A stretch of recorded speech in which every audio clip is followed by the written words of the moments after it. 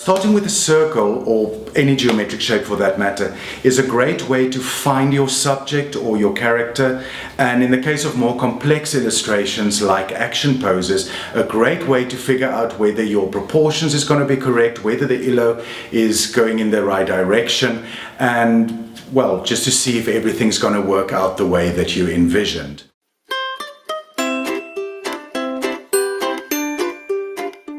Hi, welcome to ToonSchool. My name is Vernon and I teach cartooning and illustration to those who would like to learn from scratch and those who would like to further their own illustrative skill. This video is obviously aimed at the former. Now, when it comes to cartooning and illustration, I like to break it down into three elements: simplify, exaggerate, and make the magic. The first element, simplify. In cartooning, your subject matter gets reduced to very simple line work, which means a single line has to convey as much information as possible. A good example of this is cartoon hair, which you can see in animation, in anime. You can see it in Calvin and Hobbes, where instead of drawing every single hair strand and every single whatever's going on there, the artist just used simple lines to convey the idea of unruly hair. The second element, exaggerate. The world of cartooning is absolutely filled to the brim with exaggeration and too muchness.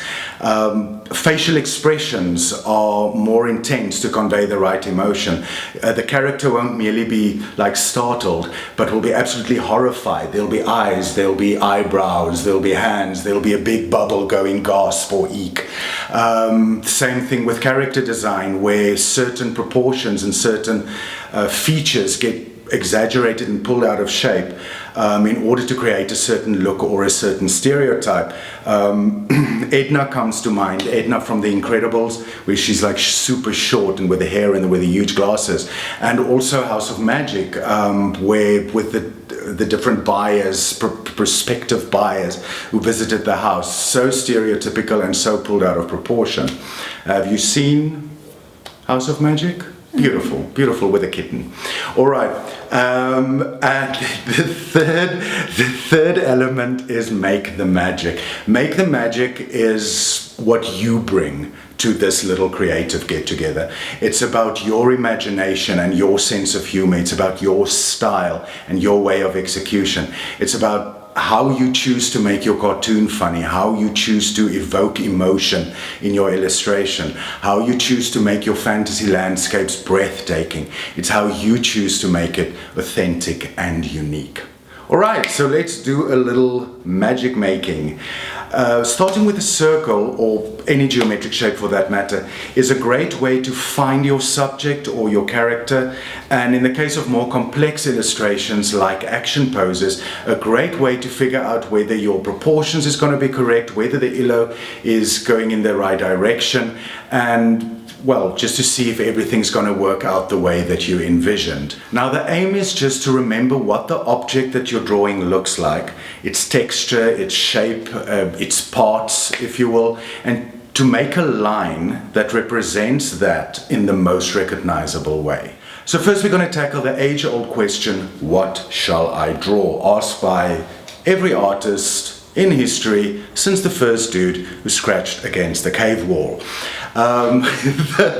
We all know the feeling of sitting in front of a blank piece of paper with literally all the subject matter in all of the worlds to choose from, and you've got nothing. To make the vastness a little less daunting, we're going to break it down into different themes: objects, food,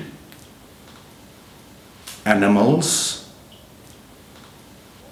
insects, sci-fi and fantasy, or really anything that you would like to explore. Okay, so let's start with something ridiculously simple: bubbles. You've all seen bubbles, you've probably also chased a couple of bubbles in your life. Basically what you're looking at is a circle. This is fairly simple, we've all been 5. And if you think about a bubble, you're basically looking at a see-through object with reflection coming from probably each and every side, everywhere where there's a light source. So you're going to simplify all those reflections into one single reflection and exaggerate it to make one large reflection. And then of course in the world of cartooning, that would be your planning line. So in your final inking, you will be doing that. Make the magic, then you just bring it. You can add more bubbles. You can even put bubbles together. Okay, that's not going to work. But you get the idea. Make bubbles. All right, second object. This is very plain and simple. A beach ball. It would be your circle. The circle in the center. And then lines going out, giving you volume and pattern. Now, of course, when you make your magic, you can obviously add textures. That is one sad as beach ball. You can basically add textures or patterns if you're into doodling to basically just give you an indication of different colors and different shades.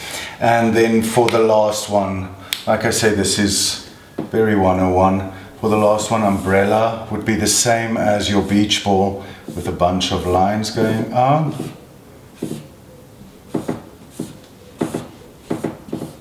Wow. And if you do, then you just basically start adding your detail. Like I say, you think about what you're drawing, try and remember what it looks like, and you can have a lovely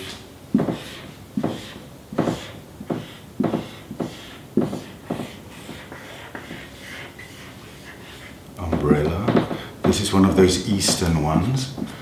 And then when you make your magic, you can just add nice florally stuff to indicate that it is indeed the Eastern umbrella. The other alternative that I actually saw in one of Stan Lee's books, All Hail Stan Lee, is using a circle and then actually with the same umbrella doing that, and then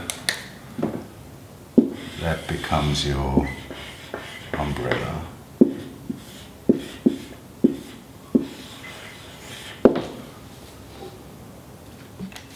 All right, moving over to food. I mean, there is just a bunch of stuff in the kitchen that lends itself to superb drawings.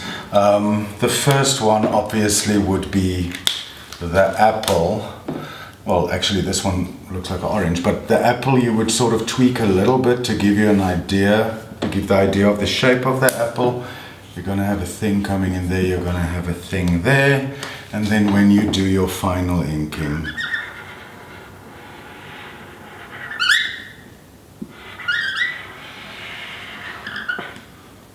you sort of bring in the shape of the apple. Again, you can put a nice highlight there where the light hits it, or you can put a shade on that side, a line that indicates that there's a shade on the other side, and then of course you'll lose your planning lines in the final thing. And then if you want to add the magic, you can always turn this into the Evil Queen's apple.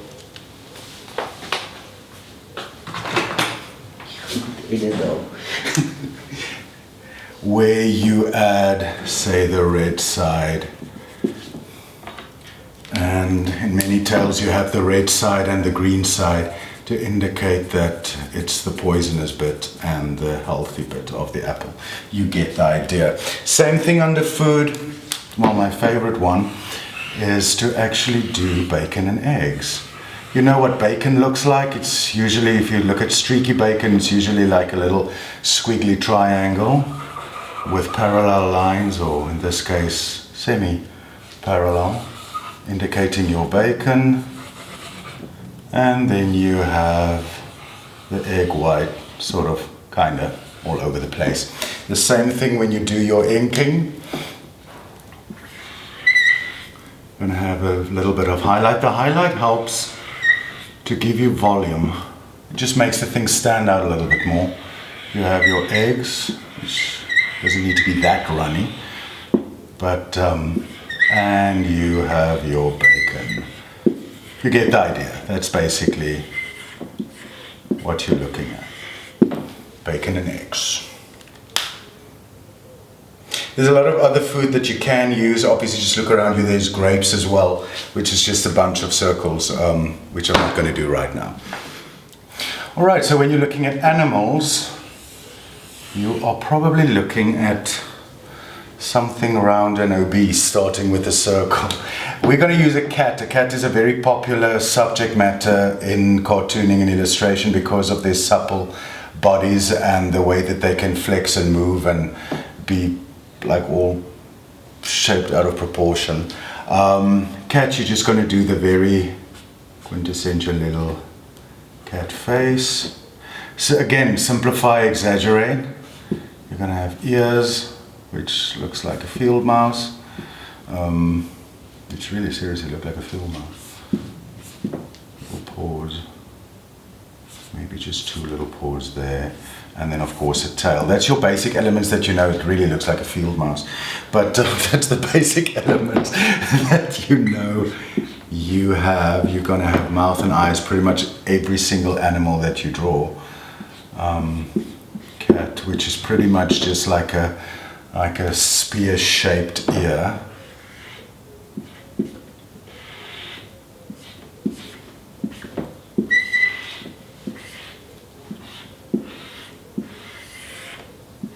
And then the tail. Of course, when you add the magic, I mean, anything can happen. You can make it a ginger cat or striped cat. The cat can have lovely lashes. It has to have whiskers. You know, like this, but only better. Alright, you can have your patterns and stuff. So you're just going to play with this. Can be a long-haired cat, it can be a short-haired cat, but in this case, well, a round, a very, very round cat, or it can be a more fluffy cat with more hair. Alright, moving over to insects. There was really only one insect I could think of, which is round, and that would be the very famous ladybug. Ladybug, you're looking at basic geometric shape, basic circle. You're going to add half a circle for the head, and then sort of a half circle on each side for the wings, if the thing is flying. And now you just pretty much make it pretty.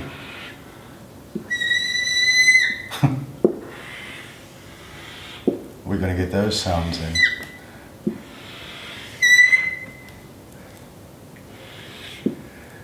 And then of course the well-known circles within a circle. And of course when you color, this thing will really pop. The thing with the Exaggerate as well, you can do an ordinary, I don't know, do they have those things? Ladybugs, do they? They have antennae. I don't know, but today they do. So basically what you can do, I mean, this can be a lovely, lovely artwork. You can have a little ladybug with like huge, beautiful antennae. Is that the right word? And you can go all creative on the wings and the way of execution and the patterns. You can even go all cartoon, where you have a little ladybug standing there. Let's give her big eyes. This is where the Exaggerate comes in very handy. You just have big eyes because nobody's judging, and wings, and maybe little hands holding a purse. I don't know, I'm thinking of James and the Giant Peach now. But you get the idea of a little ladybug character, which of course is something you can do with absolutely anything, is turn them into an actual character. Let's give them a smile. Alright, sci-fi is just, I mean, that's a world awaits. Just the stuff that you can draw. I am going to go for an alien eye. Specifically, the one that I always think of is the alien eye from the 80s movie My Stepmother's an Alien. That thing that lived in the bag. I don't know if you can remember. It was an eye like this that lived in the bag.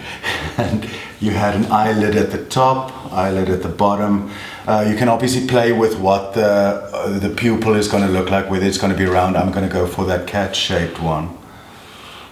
Eye, And have a lid, which is pretty much just rectangles that's sort of bent to give you an idea of the volume. And then you're gonna have a very long sort of neck thing going out there. And then when you add your magic or your detail,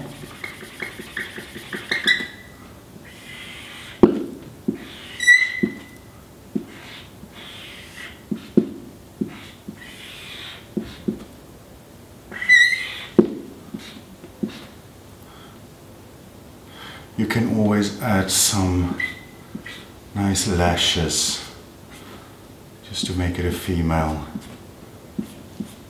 alien. Okay, the lashes would be up to you. And then pretty much a bit of a squiggly line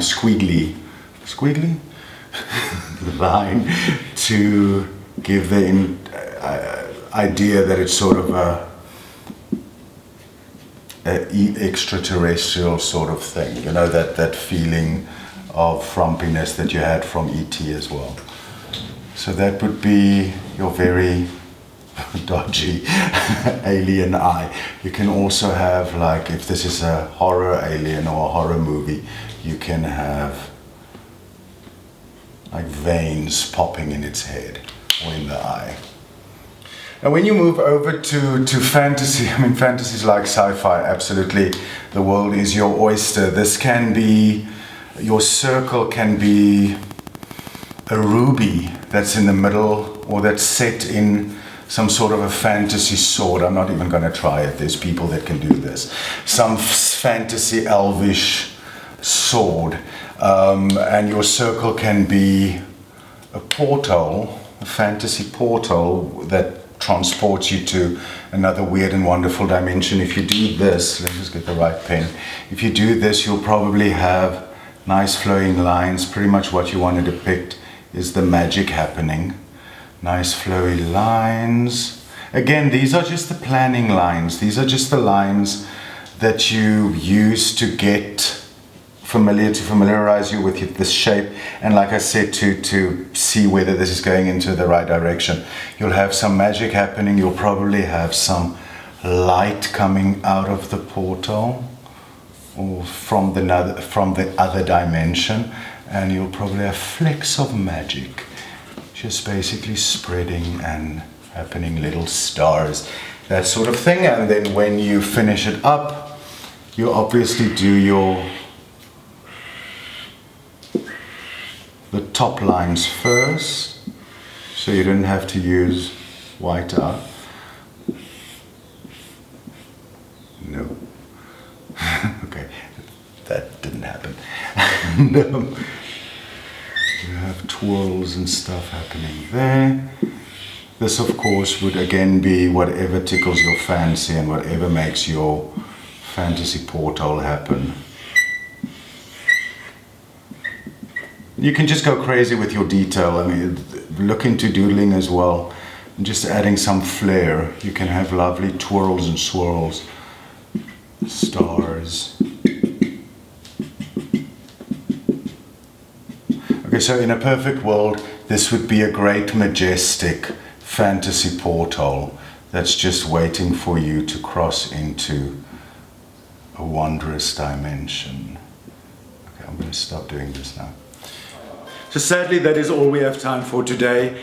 If cartooning and illustration is something that you wish to pursue, if it feels like something that you think you can be passionate about, I would say pursue it.